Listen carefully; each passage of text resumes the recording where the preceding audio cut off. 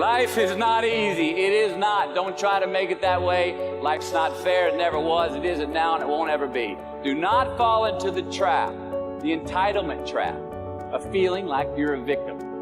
You are not. Get over it. Get on it. Those things are more rewarding when you break a sweat to get them. We overanalyze because we're unsure. Time costs lives. Growth only comes through pain. No pain, no gain. It's the same in life. Tough love gets the job done. Now, why do you pursue things that scare you? Why seek the role that's hard? Because it costs me something. Because it costs. It comes with a price. It's not really a risk unless you lose the fight. But when you do, you get stronger. You get more aware. You get more respectful of yourself and that which you fear. It's all in the mind. Excuses sound best to the people that's making them up. You got every excuse in the world because you have convinced yourself that everything is wrong, everything is negative, and nothing will change. And guess what? It won't change. Change your mind, and it will change your life. It's bloody hard to be a high-performance person. Being a high-performance person is a full-time job. I'm like this 24/7, 365, and I've been like this for the better part of 50 years. I'm always like this. I'm always pushing the edge of the envelope.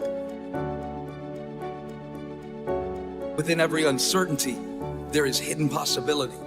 So I don't dread any challenge that lies ahead because I remember all the victories behind. And my confidence is not in my circumstance. The Spirit of God is my supply. I'm steady under pressure and I'm ready for whatever, because whatever comes my way today, the outcome is I overcome. Most people procrastinate because they're unsure, so just do it. Efficiency, accountability. If you want $1 million, you'll make $1 million. Service and the significance that you bring to your service is that which is lasting. Here's the key. Learn from every mistake. The real truth is that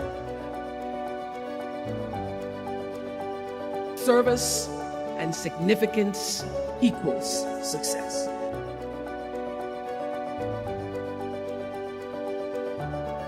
If you want to find heaven, you must go through hell.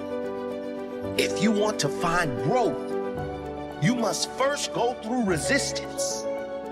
Go through pain. You have to go through hell to get the results. Go through hell to get to your heaven. I cannot grow without pain. I will not grow without pain. Pain is my friend. Pain is my gift from the gods of growth. Pain is my employee. I order him to give me more.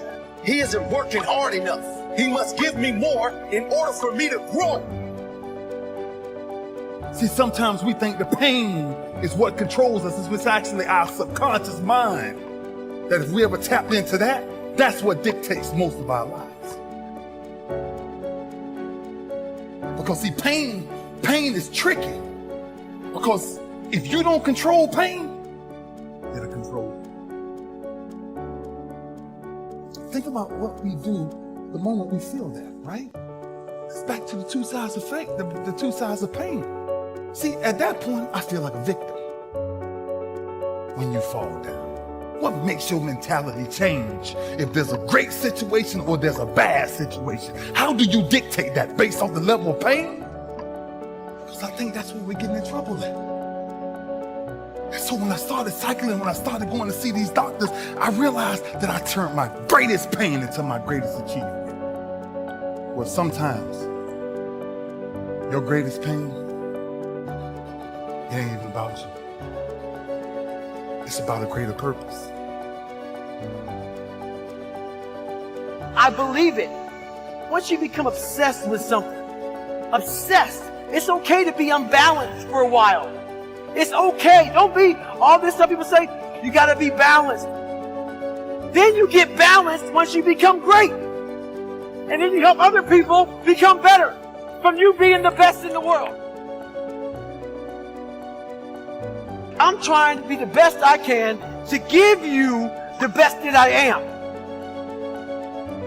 And it takes being fucking obsessed to where people think you're crazy. Become obsessed with being great. It changes everything. That as you go through the challenges of life and you look at it and embrace whatever comes to you, don't run from it. Step toward it. Don't try and duck it like most people do. See, most people want it easy. See, easy come, easy what? Easy go. How you gonna show power if you're not up under attack? How you gonna show resistance if something's not trying to pull you over? Resist, resist. Stop being neutral and stop being indifferent. Resist. Take a stand and resist.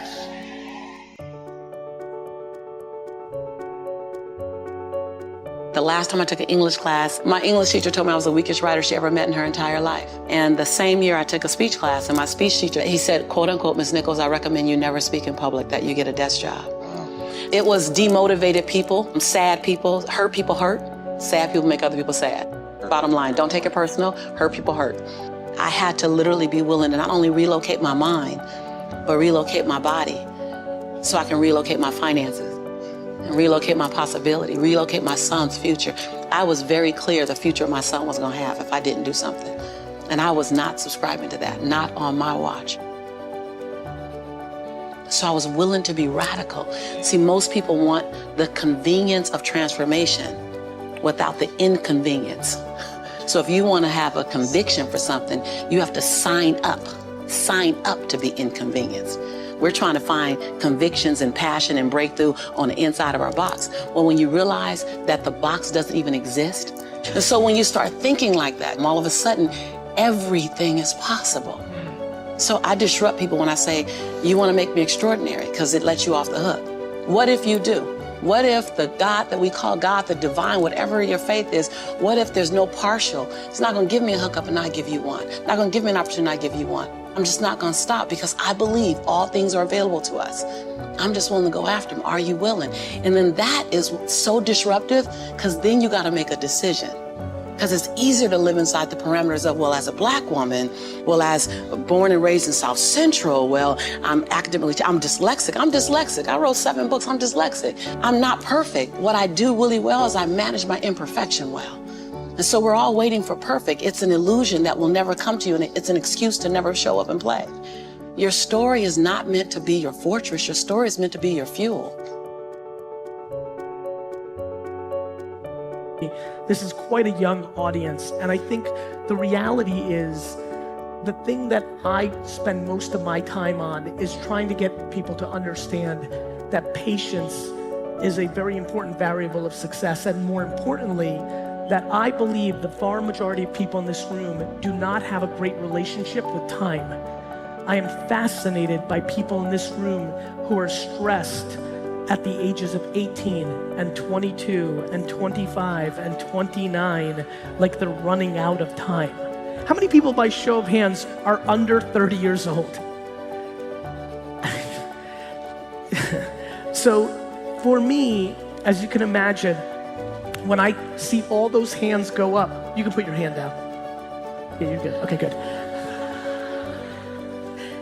When I see all those hands go up, and I know in my mind, with the way that modern medicine and technology is going, that the far majority of this room is going to live for another 80 years, it really gets me excited/concerned when people want their business to be huge next year. The quicker you want it, the more vulnerable you are. The quicker you want it, the more vulnerable you are. And what has been very fascinating for me is, even though on YouTube and Instagram and maybe some of the places you guys see me, maybe my energy is high, maybe my style of communication is fast, but my business actions are extremely slow.